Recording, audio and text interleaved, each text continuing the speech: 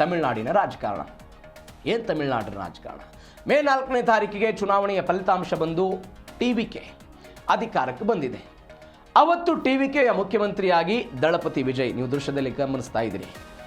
ಈ ರಾಜಕಾರಣಿಗಳು ಸಹಜವಾಗಿ ಈ ಖಾದಿ ಬಟ್ಟೆಯನ್ನು ಧರಿಸಿ ಬರೋದನ್ನು ನಾವೆಲ್ಲ ನೋಡಿದ್ದೀವಿ. ಜುಬ್ಬಾ, ಪೈಜಾಮು, ಖಾದಿ ಬಟ್ಟೆ, ಲುಂಗಿ ಇವೆಲ್ಲವನ್ನು ಕೂಡ ಧರಿಸ್ಕೊಳ್ತಾ ಇದ್ರು. ಆದರೆ ತಮಿಳುನಾಡಿನ ಈ ವಿಜಯ್ ಮಾತ್ರ ಹೊಸ ಶೈಲಿಯಲ್ಲಿ ಬಂದರು. ಒಂದು blazer, white shirt, suit boot ಎಲ್ಲವನ್ನು ಕೂಡ ಹಾಕ್ಕೊಂಡು ಬಂದರು. ಹಾಗಾದರೆ ಯಾಕಿದು, ಏನು ಕಾರಣ? ಇದ್ರ ಬಗ್ಗೆ ಸ್ವತಃ ವಿಜಯ್ ಅವರೇ ಕೆಲವೊಂದಿಷ್ಟು ಇಂಟ್ರೆಸ್ಟಿಂಗ್ ಸಂಗತಿಗಳನ್ನು ಹೇಳೋ ಪ್ರಯತ್ನವನ್ನು ಮಾಡಿದ್ದಾರೆ. ಏನಿದು ಕಾರಣ? ಕಪ್ಪು ಬಿಳಿ ಬಟ್ಟೆಯನ್ನು ಧರಿಸೋದು ಯಾಕೆ? ಇದರ ಹಿಂದಿರುವಂಥ ಅಸಲಿ ಕಾರಣ ಏನು? ಇದಕ್ಕೆ ಒಂದು ರಾಜಕಾರಣ, ಸಮಾನತೆ, ಮೂಢನಂಬಿಕೆ ಎಲ್ಲವೂ ಕೂಡ ಇದೆ. ಡೀಟೇಲ್ಸ್ ನೋಡ್ತಾ ಹೋಗೋಣ. CM Vijay black and white ರಹಸ್ಯ ಏನು? ಪ್ರಮಾಣವಚನ ಸ್ವೀಕರಿಸಿದ ದಿನದಿಂದ ಕಪ್ಪು ಬಿಳಿ ಸೂಟ್ನಲ್ಲಿ ವಿಜಯ್ ಅವರು ಕಾಣಿಸ್ಕೊಳ್ತಾ ಇದ್ದಾರೆ. ಕಪ್ಪು ಬಣ್ಣ ದ್ರಾವಿಡ ಚಳುವಳಿ, ಸಾಮಾಜಿಕ ನ್ಯಾಯ, ವೈಚಾರಿಕತೆಯ ಸಂಕೇತ ಅಂತ 1945ರಲ್ಲಿ ಪೆರಿಯಾರ್ ಅವರು ಕಪ್ಪು ಅಂಗಿಯ ಈ ಕರೆಯನ್ನು ಕೊಟ್ಟಿದ್ದರು, ಅದರ ಪ್ರಭಾವ ಅಂತ. ಈಗ ನಿನ್ನೆ ತಿರುಚಿರಾಪಳ್ಳಿ ಅನ್ನುವಂಥದ್ದಲ್ಲಿ ಒಂದು ಪ್ರದೇಶ, ಅವರೇನು ಸ್ಪರ್ಧೆ ಮಾಡಿ ಗೆದ್ದಿದ್ರು, ಅಲ್ಲಿ ರಾಜೀನಾಮೆ ಕೊಟ್ಟಿದ್ದಾರೆ. ಅಲ್ಲಿ ಒಂದು ಸಮಾವೇಶ ಆಯಿತು, ಅಲ್ಲಿ ಮಾತನಾಡಿದರು ಅವರು. ಪಾರದರ್ಶಕತೆ ಮತ್ತು ಸರಳತೆಯ ಪ್ರತಿನಿಧಿ ಇದು ಅಂತ ಹೇಳಿದರು. ಒಳ್ಳೆಯದು ಮತ್ತು ಕೆಟ್ಟದರ ನಡುವೆ ರಾಜಿ ಇಲ್ಲ, ಕಪ್ಪು ಮತ್ತು ಬಿಳುಪನ್ನು ಅದಕ್ಕೆ ಕಂಪೇರ್ ಹೇಳೋ ಪ್ರಯತ್ನ. ಇದರ ಜೊತೆಗೆ ಅವರು ಹೇಳಿದರು 1945ರಲ್ಲಿ ಪೆರಿಯಾರ್ ಅವರು ಕಪ್ಪು ಅಂಗಿಯನ್ನು ಧರಿಸಬೇಕು ಅಂತ. ನಾನು ನಿಮ್ಗೆ ಅನೇಕ ಬಾರಿ ಹೇಳಿದ್ದೀನಿ. DMK ಶುರುವಾಗೋದಕ್ಕಿಂತ ಮೊದಲು ಪೆರಿಯಾರ್ ಅವರು ದ್ರಾವಿಡ ಕಳಗಂ ಎನ್ನುವಂಥದ್ದನ್ನು ಶುರು ಮಾಡಿದರು. ಒಂದು ಸಾಮಾಜಿಕ ಹೋರಾಟ ಶುರುವಾಗಿತ್ತು. ಅವರಿಗೆ ಏನು ಕರೆ ಕೊಟ್ಟಿದ್ರು ಅಂತ ಹೇಳಿದರೆ, ಅಲ್ಲಿಯ ದ್ರಾವಿಡ ಕಳಗಂನ ಕಾರ್ಯಕರ್ತರಿಗೆ ಏನು ಕರೆ ಕೊಟ್ಟಿದ್ರು ಇವರು? ಸಾಮಾಜಿಕ ನ್ಯಾಯ ಮತ್ತು ಜಾತೀಯತೆ, ಮೂಢನಂಬಿಕೆ ಇವುಗಳ ವಿರುದ್ಧ, ಅಂದರೆ ಜಾತೀಯತೆ, ಮೂಢನಂಬಿಕೆಗಳ ವಿರುದ್ಧ ಹೋರಾಟ ಮಾಡೋದಕ್ಕೆ ಕಾರ್ಯಕರ್ತರೆಲ್ಲರೂ ಕೂಡ ಕಪ್ಪು ಬಟ್ಟೆಯನ್ನು ಧರಿಸಬೇಕು ಅಂತ ಅವರು ಒಂದು ಕರೆ ಕೊಟ್ಟಿದ್ದರು ಪೆರಿಯಾರ್ ಅವರು. ಪೆರಿಯಾರ್ ಅವರ ರಾಜಕೀಯ ಚಿಂತನೆಗಳನ್ನು ಕೂಡ ಅನುಕರಣೆ ಮಾಡ್ತೀನಿ ಅಂತ ವಿಜಯ್ ಅವರು ಅನೇಕ ಬಾರಿ ಸಮಾವೇಶಗಳಲ್ಲಿ ಹೇಳಿದ್ದನ್ನು ನಾವು ಗಮನಿಸಿದ್ದೀವಿ. ಅವತ್ತು ಕೇವಲ ಪೆರಿಯಾರ್ ಅವರು ಕಪ್ಪು ಅಂಗಿಯನ್ನು ಧರಿಸೋದಕ್ಕೆ ಮಾತ್ರ ಕರೆ ಕೊಟ್ಟಿದ್ರು. ಈಗ ಆಧುನಿಕತೆಯ ಒಂದು ಸ್ಪರ್ಶವನ್ನು ಕೊಡುವ ಭಾಗವಾಗಿ ವಿಜಯ್ ಅವರು ಏನು ಮಾಡಿದ್ರು ಅಂತ ಹೇಳಿದರೆ, ಕಪ್ಪು ಬಿಳಿ ಬಣ್ಣದ ಸೂಟನ್ನು ಹಾಕ್ಕೊಂಡು ಅದಕ್ಕೆ ಒಂದು, ಈಗ ಅನೇಕ DMK ಆಗಿರ್ಬೋದು, AIADMK ಅವರು ಏನು ಹೇಳ್ತಾ ಇದ್ರು, ಇದು ತಮಿಳ ಸಿದ್ಧಾಂತಕ್ಕೆ ವಿರುದ್ಧವಾಗಿರೋದು, ದ್ರಾವಿಡ ಸಿದ್ಧಾಂತಕ್ಕೆ ವಿರುದ್ಧವಾಗಿದೆ ಅಂತ. ಆದರೆ ಈಗ ಅವರು ಹೇಳ್ತಾ ಇದ್ದಾರೆ, ನೋಡಿ, ದ್ರಾವಿಡ ಸಿದ್ಧಾಂತದ ಭಾಗವಾಗಿ ನಾನು ಈ ಬಟ್ಟೆಯನ್ನು ಧರಿಸುವ ಪ್ರಯತ್ನವನ್ನು ಮಾಡಿದ್ದೇನೆ, ದ್ರಾವಿಡ ಬೇರನ್ನು ಮರ್ತಿಲ್ಲ ಅನ್ನುವಂಥ ಸಂದೇಶವನ್ನು ತಮ್ಮ ಬಟ್ಟೆಯ ಮುಖಾಂತರ ಅವರು ಕೊಡೋ ಪ್ರಯತ್ನವನ್ನು ಮಾಡಿದ್ದಾರೆ. MGR ದಾಖಲೆ ಮುರಿದ ದಳಪತಿ ಗರ್ಜನೆ. ತಿರುಚಿರಾಪಳ್ಳಿಯಲ್ಲಿ ಒಂದು ಸಮಾವೇಶ ಆಯಿತು. ಅಂದರೆ ಧನ್ಯವಾದ ಸಮಾವೇಶ ಅಂತಿದ್ದು, ಥ್ಯಾಂಕ್ಸ್ ಹೇಳೋದಕ್ಕೆ ಬಂದಿದ್ದರು ಅವರು ಗೆಲ್ಲಿಸಿದ್ದಕ್ಕೆ. ರಾಜೀನಾಮೆ ಕೊಟ್ಟಿದ್ದಾರೆ. ಒಂದು ಚೊಚ್ಚಲ ಬೃಹತ್ ಸಮಾವೇಶ ಆಯಿತು. MGR ಕೂಡ ಮೊದಲ ಚುನಾವಣೆಯಲ್ಲಿ ಇಷ್ಟೊಂದು ಮತ ಗಳಿಸಿರಲಿಲ್ಲ ಅಂತ. 1972ರಲ್ಲಿ AIADMK ಸ್ಥಾಪನೆಯಾಗಿ 77ರಲ್ಲಿ ಮೊದಲ ಬಾರಿಗೆ ಅಧಿಕಾರಕ್ಕೆ ಬಂದಾಗ ಅವರು ಗಳಿಸಿದಂಥ ವೋಟ್ ಬ್ಯಾಂಕ್ನ ಪ್ರಮಾಣ 33ರಿಂದ 34% ಇತ್ತು. MGR ಅವರು ಗಳಿಕೆ ಮಾಡಿದ್ದು. ಇವರೆಷ್ಟು ಗಳಿಸಿದ್ದಾರೆ? ವಿಜಯ್ ಅವರ ಪಾರ್ಟಿ ಇದೀಗ ಅತಿ ಹೆಚ್ಚು ಮತ ಪ್ರಮಾಣವನ್ನು ಗಳಿಕೆ ಮಾಡಿದೆ, 34ರಿಂದ 35%. ಅಂದರೆ MGRಗೆ 55 ಲಕ್ಷ ಜನ ವೋಟ್ ಮಾಡಿದರೆ, ಇದೀಗ ವಿಜಯ್ ಅವರಿಗೆ 1 ಕೋಟಿಗಿಂತಲೂ ಕೂಡ ಅಧಿಕ ಜನ ವೋಟ್ ಮಾಡಿದ್ದಾರೆ. ಎರಡನೇದು, ವಿಜಯ್ ಅವರು ಹೇಳ್ತಾ ಇರುವಂಥ ಕಂಪ್ಯಾರಿಸನ್ ಹೆಂಗಿದೆ ಅಂತ ಹೇಳಿದರೆ, MGR ಅವರು ಈ ಹಿಂದೆ DMK ಜೊತೆಗಿದ್ರು, ಕರುಣಾನಿಧಿ ಅವರ ಜೊತೆಗಿದ್ರು, ಅನೇಕರ ಜೊತೆ ಕೆಲಸವನ್ನು ಮಾಡಿದ್ರು, ಅಣ್ಣಾದೊರೈ ಅವರ ಜೊತೆಗೆ ಕೆಲಸವನ್ನು ಮಾಡಿದ್ರು. ಇವೆಲ್ಲದರ ನಂತರ AIADMK ಸ್ಥಾಪನೆಯಾಗಿತ್ತು. ಆದರೆ ವಿಜಯ್ ಅವರದ್ದು ಹಾಗಿಲ್ಲ. ಯಾವುದೇ ರಾಜಕೀಯ ಹಿನ್ನೆಲೆ ಇಲ್ಲದೆ ಏಕಾಏಕಿಯಾಗಿ ಒಂದು ಪೊಲಿಟಿಕಲ್ ಪಾರ್ಟಿಯನ್ನು ಶುರು ಮಾಡಿ 2 ವರ್ಷಗಳಿಗೆ ಅಧಿಕಾರಕ್ಕೆ ಬಂದಿರೋದು. ಈಗ ಅವರು ಅದನ್ನು ಹೇಳೋ ಪ್ರಯತ್ನವನ್ನು ಮಾಡಿದ್ದಾರೆ. ಅಂದರೆ ಅವರು ಹೇಳ್ತಾ ಇರುವಂಥದ್ದು, ಈಗ DMK ಮತ್ತು AIADMKಗೆ ಒಂದು ಭಯ ಏನಿದೆ, ಅದು ಎಡಪ್ಪಾಡಿ ಪಳನಿಸ್ವಾಮಿ ಆಗಿರ್ಬೋದು, ಸ್ಟಾಲಿನ್ ಆಗಿರ್ಬೋದು, ಉದಯನಿಧಿ ಸ್ಟಾಲಿನಿಗೆ ಏನು ಭಯ ಇದೆ? ಈ MGR ಅವರಂತೆಯೇ ಮುಂದಿನ 10-15 ವರ್ಷಗಳ ಕಾಲ ಇವರೇ ಕಂಟಿನ್ಯೂ ಆಗಿಬಿಡ್ತಾರೆ, ನಮ್ಮ ಅಸ್ಮಿತೆಗೆ ಧಕ್ಕೆ ಬರುತ್ತೆ ಅಂತ ಅದನ್ನು ಪುನರಪಿ ಸಂದೇಶ ಕೊಡೋ ಪ್ರಯತ್ನವನ್ನು ಅವರು ಮಾಡಿದ್ದಾರೆ. ಮತ್ತೊಂದು ಕಡೆ ಇವರ ಮಾಜಿ ಪತ್ನಿ ಸಂಗೀತ BJP ಸೇರ್ಪಡೆ ಆಗ್ತಾರೆ ಎನ್ನುವಂಥ ಒಂದು ಸುದ್ದಿಗಳು ತಮಿಳುನಾಡಿನ ರಾಜಕಾರಣದಲ್ಲಿ ಚರ್ಚೆ ಆಗ್ತಾ ಇದೆ. ಅಲ್ಲಿಯ ಮಾಧ್ಯಮಗಳು, ಸಾಮಾಜಿಕ ಮಾಧ್ಯಮದಲ್ಲಿ ಚರ್ಚೆ ಆಗ್ತಾ ಇರುವಂಥ ವಿಚಾರ. ವಿಜಯ್ ಅವರಿಗೆ ಒಂದು ಟಕ್ಕರ್ ಕೊಡಬೇಕು ಅನ್ನೋ ಕಾರಣಕ್ಕಾಗಿ ಅವರನ್ನು BJPಗೆ ಸೇರ್ಪಡೆ ಮಾಡೋದಕ್ಕೆ ದಕ್ಷಿಣ ಭಾರತದ ಖ್ಯಾತ ನಟಿಯೊಬ್ಬರು ಅವ್ರ ಜೊತೆಗೆ ಮಾತುಕತೆ ನಡೆಸ್ತಿದ್ದಾರೆ ಅಂತ ಹೇಳಲಾಗ್ತಾ ಇದೆ. ಸಂಗೀತಾ ಸ್ವರ್ಣಲಿಂಗಂ BJPಗೆ ಸೇರ್ಪಡೆ ಆಗ್ತಾರೆ ಅಂತ. 27 ವರ್ಷಗಳ ದಾಂಪತ್ಯ ಜೀವನ ಇತ್ತು. ಫೆಬ್ರವರಿಯಲ್ಲಿ ಇವರು ದಾಂಪತ್ಯ ಜೀವನಕ್ಕೆಲ್ಲ ವಿದಾಯ ಹೇಳಿದ್ರು, ಡೈವರ್ಸ್ ಆಗಿತ್ತು, ಎಲ್ಲವೂ ಕೂಡ ಆಯಿತು. ಇದೀಗ ಅವರು ಲಂಡನ್ನಲ್ಲಿ ಅವರೇನೋ ವಾಸ್ತವ್ಯವನ್ನು ಹೂಡಿದ್ದಾರೆ, ಲಂಡನ್ನಲ್ಲೇ ಇದ್ದಾರೆ.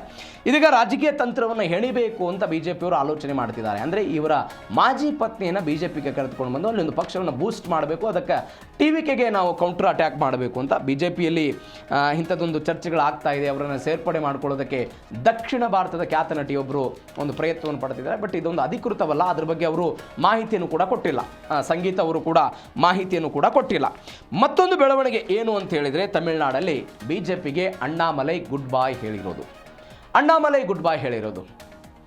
ಈ ಹಿಂದೆ 5 ವರ್ಷಗಳ ಕಾಲ, ಹೆಚ್ಚು ಕಡಿಮೆ 3-4 ವರ್ಷಗಳ ಕಾಲ ತಮಿಳುನಾಡಿನ BJP ರಾಜ್ಯಾಧ್ಯಕ್ಷರಾಗಿದ್ದಂಥ ಅಣ್ಣಾಮಲೈ ಕರ್ನಾಟಕ ಕೇಡರ್ನ IPS ಅಧಿಕಾರಿಯಾಗಿದ್ದರು, ರಾಜೀನಾಮೆ ಕೊಟ್ಟರು.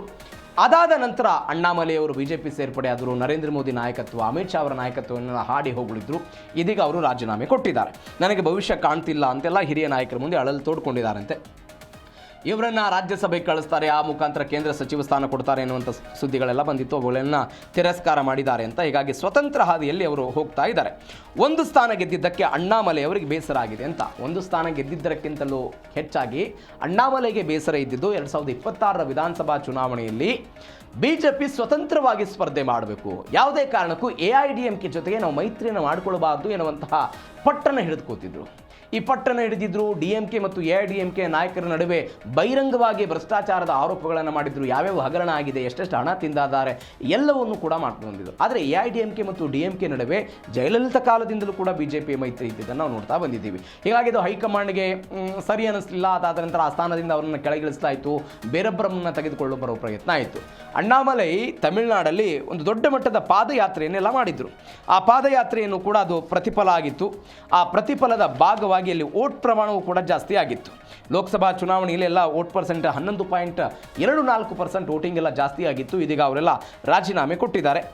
BJPನ ಸ್ವಂತ ಬಲದಿಂದ ಕಟ್ಟಬೇಕು ಎನ್ನುವಂತಹ ಪ್ರಯತ್ನವನ್ನು ಅವರೆಲ್ಲ ಮಾಡ್ತಾ ಇದ್ರು. ಅಂದರೆ ಈಗ TVK ಹೇಗೆ ಪರ್ಯಾಯವಾಗಿ ದ್ರಾವಿಡ ಪಕ್ಷಗಳ ನಡುವೆ TVK ಹೇಗೆ ಪ್ರಾಬಲ್ಯವನ್ನು ಮೀರಿತಲ್ಲ, ಹಾಗೆ BJPಯನ್ನು ಶೂನ್ಯದಿಂದ ಎತ್ತರಕ್ಕೆ ತೆಗೆದುಕೊಂಡು ಹೋಗಬೇಕು ಅಂತೆಲ್ಲ ಪ್ರಯತ್ನವನ್ನು ಪಡ್ತಿದ್ರು. ಅದಕ್ಕೆ ಹಿನ್ನಡೆ ಆಯಿತು ಅನ್ನೋ ಕಾರಣಕ್ಕಾಗಿ ಅವರೆಲ್ಲ ಈಗ ರಾಜೀನಾಮೆ ಕೊಟ್ಟಿದ್ದಾರೆ ಅಂತ.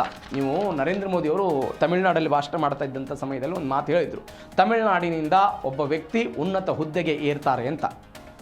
ಉನ್ನತ ಹುದ್ದೆಗೆ ಇರ್ತಾರೆ, ಕಾದು ನೋಡ್ತೀರಿ ಅಂತ. ಆವಾಗ ರಾಜಕೀಯವಾಗಿ ವಿಶ್ಲೇಷಣೆಗಳಾಗ್ತಾ ಇತ್ತು. ಅಣ್ಣಾಮಲೈ ಅವರಿಗೆ ರಾಷ್ಟ್ರ ರಾಜಕಾರಣದಲ್ಲಿ ಒಂದು ದೊಡ್ಡ ಹುದ್ದೆ ಸಿಗುತ್ತೆ ಮುಂದಿನ ದಿನಗಳಲ್ಲಿ. ಆ ಮುಖಾಂತರ ತಮಿಳುನಾಡಿನ ಒಬ್ಬ ವ್ಯಕ್ತಿ ಅಂತ ಹೇಳಿದವರು ಅಣ್ಣಾಮಲೈನೇ ಅಂತ ರಾಜಕಾರಣದಲ್ಲಿ ವಿಶ್ಲೇಷಣೆಗಳು ಬರ್ತಾ ಇತ್ತು. ಆದರೆ ಲಾಸ್ಟ್ ಟೈಮ್ ಅವರು AIADMK ಜೊತೆಗೆ ಮೈತ್ರಿ ಮಾಡಿಕೊಂಡ್ರು, ಕಡಿಮೆ ಸ್ಥಾನಗಳ ಹಂಚಿಕೆ ಆಯಿತು. ಎಲ್ಲಿ ಅಣ್ಣಾಮಲೈ ಯಾವ ವಿಧಾನಸಭಾ ಕ್ಷೇತ್ರದಿಂದ ಸ್ಪರ್ಧೆ ಮಾಡಬೇಕು ಅಂತ ಬಯಸಿದ್ರು ಅಲ್ಲಿ AIADMK ಅವರಿಗೆ ಅವಕಾಶವನ್ನು ಕೊಡಲಾಗಿತ್ತು.